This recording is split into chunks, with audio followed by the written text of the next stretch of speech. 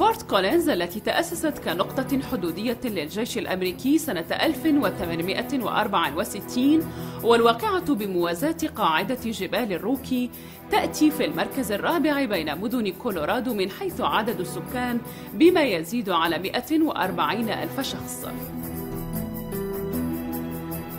وبكونها مقر جامعة ولاية كولورادو لقبت بأفضل وجهة للعيش فيها سنة 2006. يتمحور الكثير من ثقافة فورت كولينز حول طلبة جامعة ولاية كولورادو ومنهم جيريد.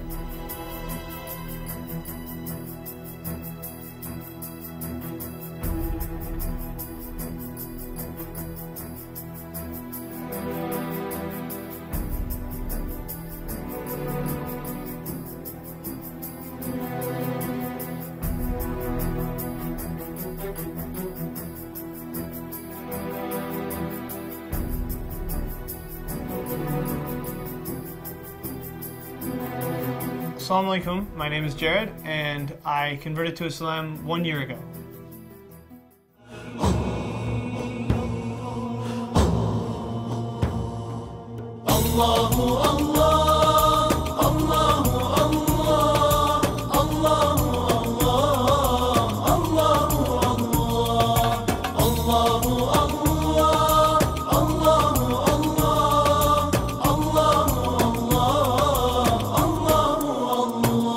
من أنزل الأمطار وفجر الأنهار وأنبت الأزهار تزخرف الجبال من ينشر الصباح ويرسل الرياح ويملأ البطاح برزقه الحلال. الله الله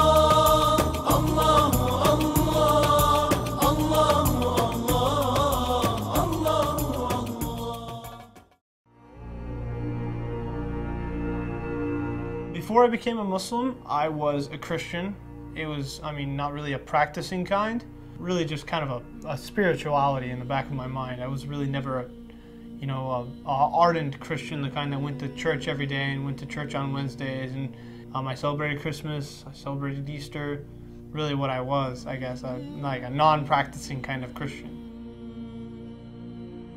I really only knew what I saw in the media. It was really nothing more than just what Fox said to me, what CNN said to me, what all these different media corporations say, this is what Islam is, this is what the Muslims do, this is who the Muslims are. I never bothered to myself speak to Muslims, never bothered to myself read the Quran, do any of these type of things that, I never got a chance to really do until I came to Fort Collins. The only reason I knew Islam even existed was because Fox News told me that there were people out there to hurt me and they were called Muslims. If you didn't try to put the thought in my mind that a religion existed, I wouldn't have come to it. I was first studying about all world religions in an Eastern religions course. I was learning about Hinduism, I was learning about Sikhism, I was learning about, basically all the religions from the eastern half of the world, except Islam. That was the only thing that wasn't included in the course.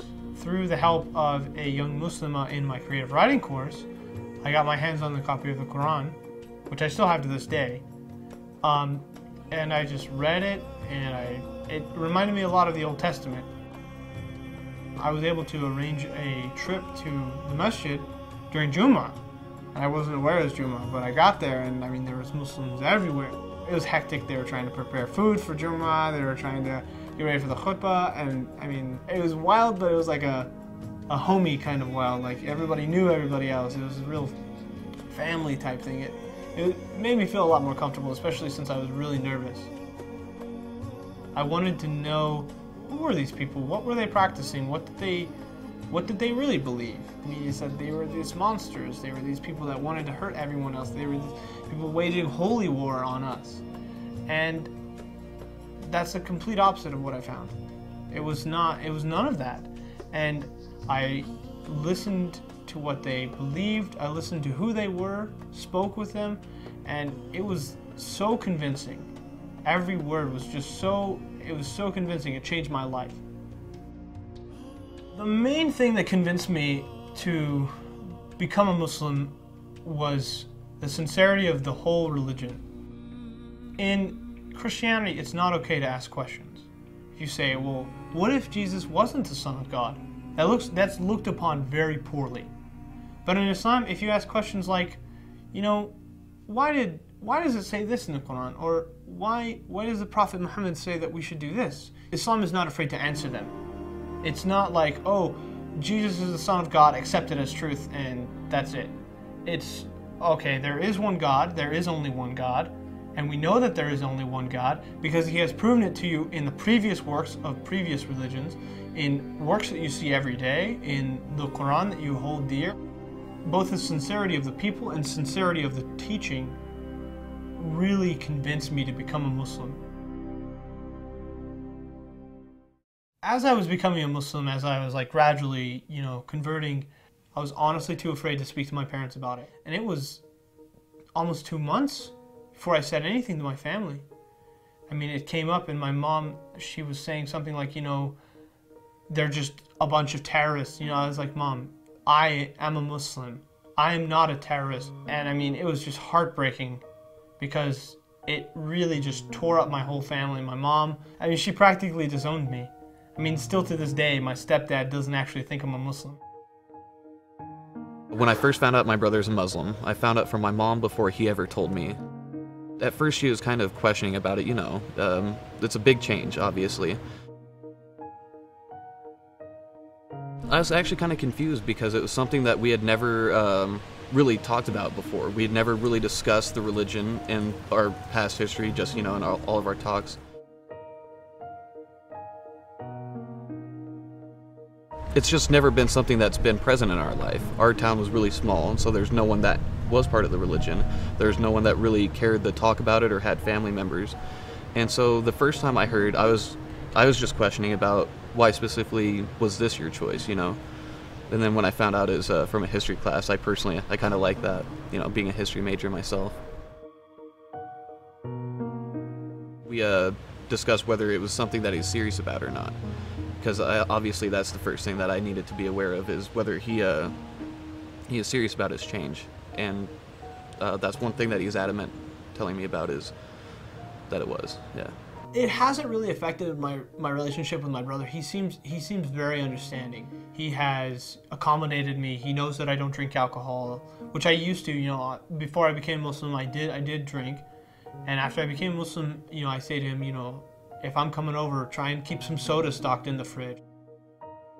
We hang out, we play board games, we play video games, stuff like that, and there's no need of alcohol. We order a pizza, you know, we get a cheese pizza. I ask them to use a different cutter so that they don't get, you know, any pork or anything on the cheese, but other than that, it hasn't changed. Like, we're brothers, we're as close as we've ever been. I mean, closer, because we have more in-depth conversations.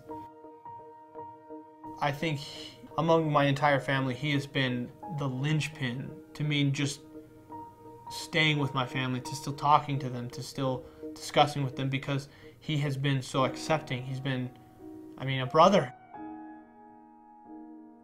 Him coming up here to college, we had started hanging out a bit together, doing a little bit of the, like the partying and whatnot a little bit, but becoming a Muslim, the ways you interact with each other change a bit. And so, like, I wasn't able to do any, like, drinking type stuff with him. When he turns 21, I won't be able to go to the bar and that type of stuff with him, which it's not, like, a bad thing. It's just one change that has happened that I've noticed is we have to, when we do hang out, we have to do different activities, you know. I've actually told quite a number of people that my brother's a Muslim, and I've never hid it ever. I've actually, sometimes when he first told me about it, I was pretty proud of the fact. I was like, hey, my brother's doing his own thing. He's doing what makes him happy and what he feels is right. Even after I've become a Muslim, my family hasn't really noticed the change. And I don't think it's because I'm not acting as a Muslim around them. Even though they badmouth me right to my face, I will just turn the other cheek. And I'll say, you know, Mom, it's not true, you know, please have some patience and just listen to me, let me speak for a minute. And even with all this, I think that they're just closing their eyes.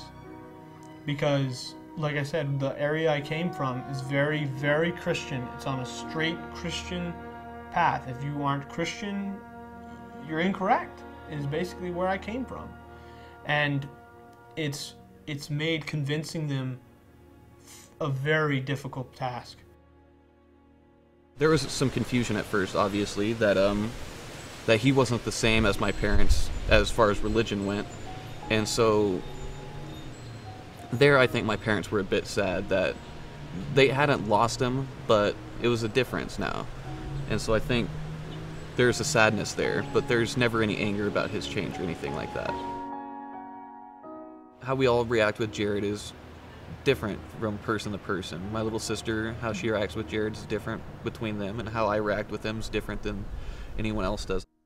There's not always the best interactions between my family and him, but a lot of that I feel is just a lot of miscommunication and misunderstanding, is that he feels a certain way about things, and then they feel a certain way about things, and it's just them trying to purvey that information is always difficult, because my brother's always been a heavy arguer.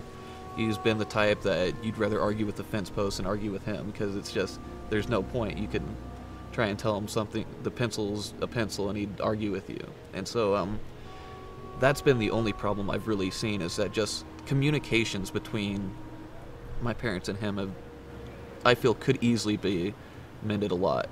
And he thinks it's all them, they think it's all him, but I really feel like it's small things that are not going to be a long-term problem for them. I'm not really trying to convert my brother to Islam. He asks questions, and I explain it to him in the best of terms that I can, and without trying to sound pushy. If he converts, alhamdulillah, that's good. I'll be very, very happy for him. I would love to be the conduit that he uses to become a Muslim, if he ever decides to become one, which I do hope he does decide to become one. But I will never say, if you don't become a Muslim, I don't love you. If you don't become a Muslim, you're not my brother, or I'll kill you, or something stupid like this. Like, he is my brother. He will always be my brother. And whether he becomes a Christian, or he becomes a Muslim, or whatever it is he becomes, he's still my brother, and I will always love him. I probe him in question, and I say, hey, if you're in this situation, what happens here? I've asked him about, like, eating pork, is like, what happens if you accidentally do it? So, you know, small questions like that, like, probe and question about. And the bigger stuff we also talk about, not as much, but, you know, whether it makes you happy, whether you think all this is right, what's wrong. He hasn't tried to make me a Muslim, and I haven't tried to convert him back to being a Christian. We've talked about specific morals. He's talked about drinking, and he's tried to impress upon me that I shouldn't, you know, drink. Mm-hmm. And so there's been that, but it's never been about converting religions. It's just been about, he's got some new moral ideas, and he's talked about them with me. And so I've also talked about, like, how I've always felt about different things.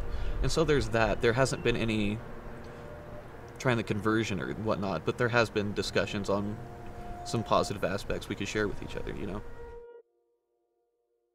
While I'm working, I don't hide the fact that I'm a Muslim. I mean, it's caused some controversy with some fellow workers of mine. He just out and out told me one day. I knew he'd been interested in it for a couple of weeks at least, and he just said, I converted to Islam. And that was about it. He just let me know. I honestly am not that big into any religion, so I don't know too much about any of them. They seem like really nice people, actually. They seem nicer than most Americans. Really respectful, in my opinion. I did ask a couple of questions when he converted.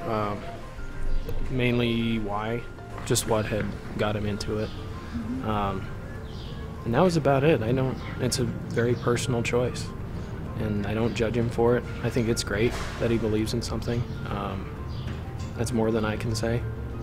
Maybe a year ago, I remember him talking about, I think he got into the poetry, and this is when he was, I think, still a Christian, and then he started getting interested in the religion, and I noticed he started reading the Quran, and he fell in love with the Quran, and he felt deeply connected to the religion, and that's when I knew he converted, and he would talk about it to me, and I loved learning about the new faith that he was getting into.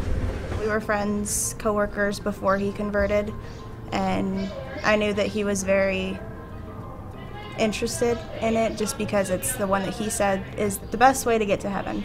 I heard it and I was like, whoa, when did that happen? And he's just like, well, I've been looking into it for a couple weeks and it sounds like it's the best choice. So Muslim is where he's at, and it sounds like that's where he plans to stay for the rest of his life.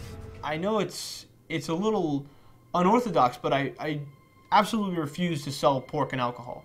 And working in electronics is not as hard to do as one might imagine.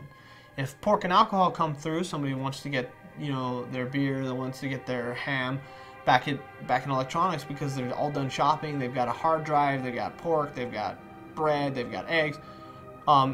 Usually what I do is I just put the rest of the stuff through and I ask for somebody else to finish the transaction for me. I say, you know, I finished everything, can you please come and sell the pork, come and sell the alcohol for me? I'm not going to do it because it's against my religion to purchase it, it's against my religion to sell it, it's against my religion to buy it, it's against my religion to eat it, drink it, consume it. So I don't do it myself. If, you know, I say, you know, hey Alex, hey, you know, hey Anna, hey, you know, come finish this for me. Usually it doesn't spark too many questions. They're just like, okay, whatever, he's not 18 or not 21 or whatever. But there are the odd customers here and there that say, hey, you know, why are you passing it off? And I'll kindly explain to them, you know, well, I am a Muslim, so it is against my religion for me to sell these products to you. Even though I am part of Walmart, I do like to avoid the things that are against my religion at all costs. So these two things are among them, so I will try and push it off onto somebody else who can sell them to you with no problem. At first, it was kind of difficult to get my manager and my bosses to accept this, to accept me denying these sales and everything, but I spoke with Jamie. She was great. She helped me organize prayer times. She helped me, you know, work with credit applications. She helped me work with like the pork and the alcohol. And her basic verdict on it was, since you work back in electronics, it's no problem. If you were a cashier up front, we'd have issues.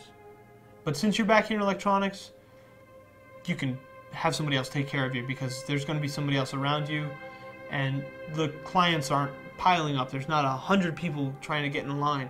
So it's not a big deal. Don't worry about it. As a colleague, he's really, really good at what he does. He's great with customers, knows what he's talking about. Definitely gets us a lot of sales, especially on bigger items. If his hours weren't limited, I'd definitely ask if he could be department manager, but since he has school to focus on, that's not really an option right now. He's a hard worker. He's fun to work with. He's like a brother to me. He's always there when I need help, especially like with technical, because I work in electronics, technical questions. He's always there to help me out, and he's just very helpful and very kind. I knew Jared before he was a Muslim, and after he became one, I mean, he was the same person. He didn't change personality or anything like that. He was still a good-hearted man, and he just incorporated all of the stuff that Islam and the religion requires into his daily life. And honestly, it's made him a better person, but he was a good person before too. It's not really a big difference between him and anyone else being a Muslim as far as work goes. It just means that on his breaks he uses it for prayer time instead of, say, messing around like I would. I just see him in the back a lot, using his prayer rug and just being him. There's not too much of a difference since he converted over. All of us at Walmart are entitled to a 15-minute break. So I usually just use those breaks to pray. And there are some times when I have weird shifts and there's like 3 prayers and like usually during the winter I have a hard time trying to get all the prayers in. But during the summer like now, it's easy for me to get all my prayers in, get them done during a break with no problem. I just make sure it's kind of dead out with, you know, enough associates to cover, and I say, hey guys, I'm gonna go pray. I'll be back in 10 minutes. And I don't even take the full 15, just in case somebody wants to get mad at me for going and praying. So if I have to make wudu, I go into the bathroom, I make wudu. After I'm done, I go and I pray. And I fold up my prayer rug, put it back in my locker, and go back out to the sales floor, put my name badge back on, and usually there's no issues, ever. He always makes sure we don't need to go do anything. If there's a lot of customers around and they need help, he'll put it off if he has to. He's been very, very courteous about when he has to go and pray.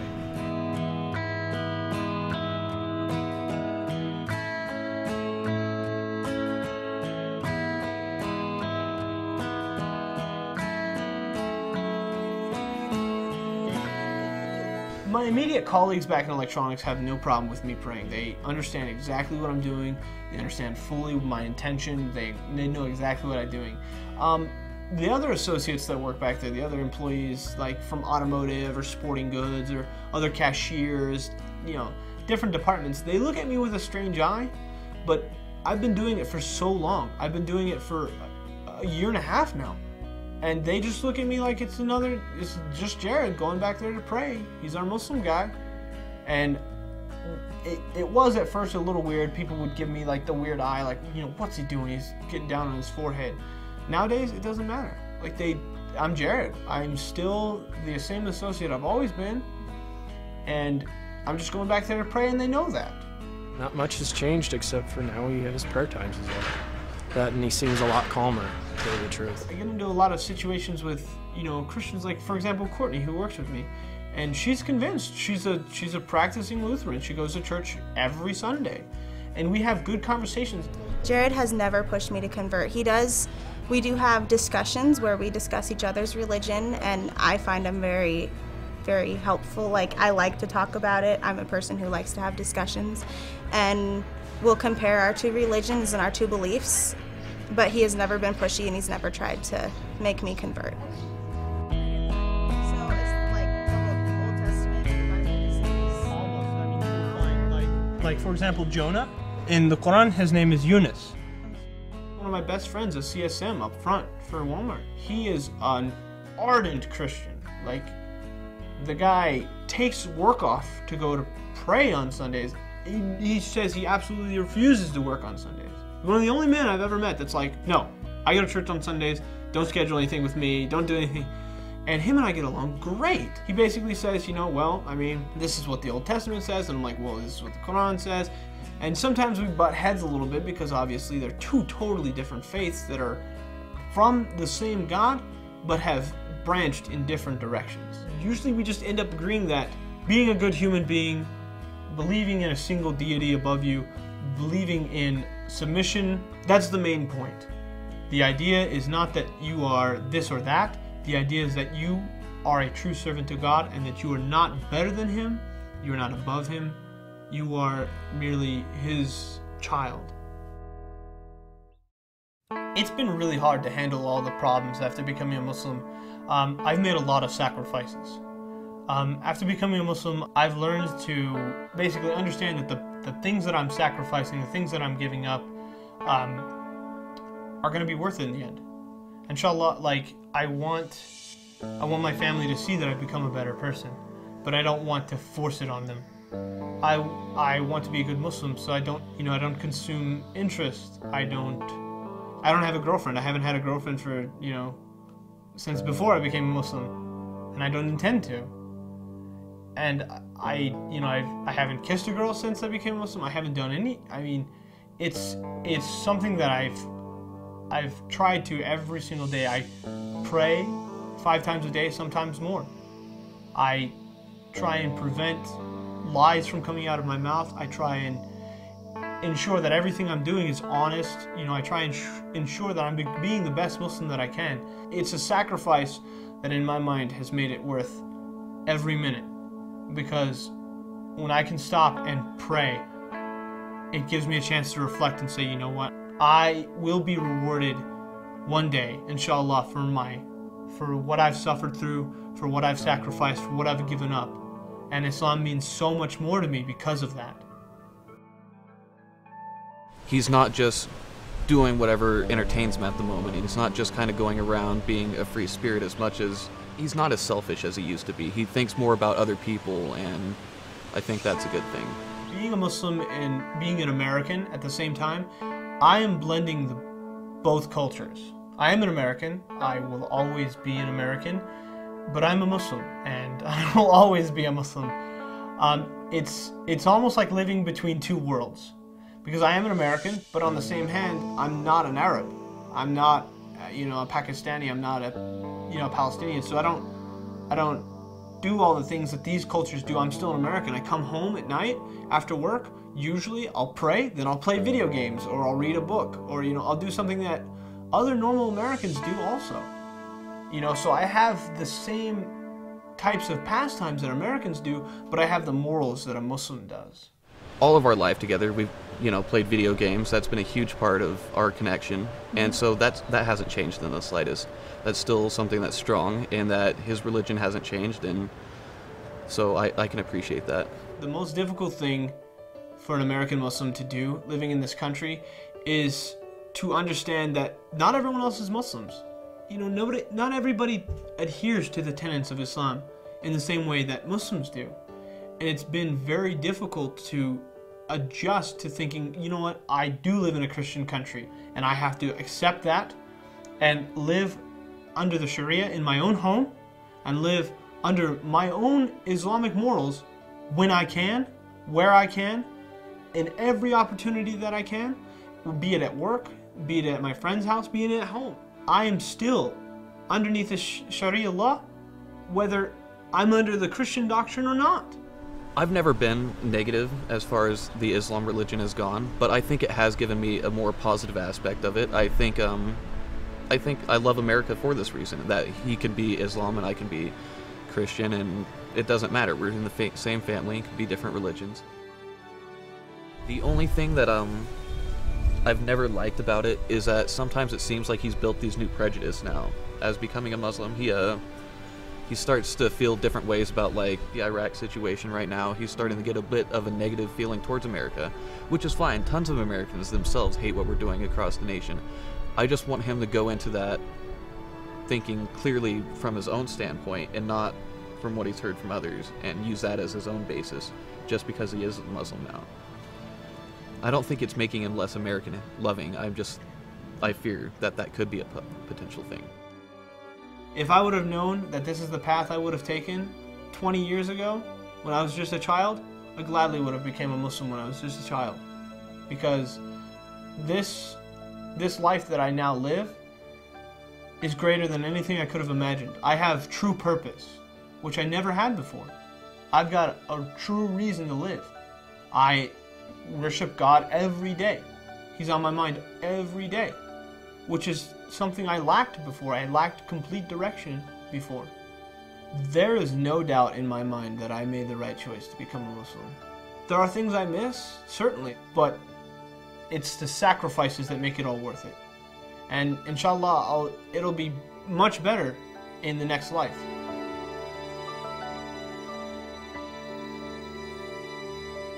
This is the life I've chosen, and given the same choices again, I gladly would have made them over and over again. This religion is the greatest gift to mankind. You will become the most blessed person that you can ever imagine. This religion is a guidance for you. This religion is a way of life. It supersedes all things. It brings out the best in people. It is a bond that you have that ignores nationalities, that ignores skin color, that ignores gender. It ignores all things. Instead, you become a servant to God, and all around you are other servants to God, who are your brothers and sisters. I'd like to tell him I love him. He's a good kid. I feel like he's made a great life choice if he's going to carry it and be strong with it. I love my little brother. I think that once all of the conflict between the United States and the countries that it fights with, as soon as these conflicts die down, people will start to see Islam for what it really is. People will say, you know what, maybe Fox wasn't right.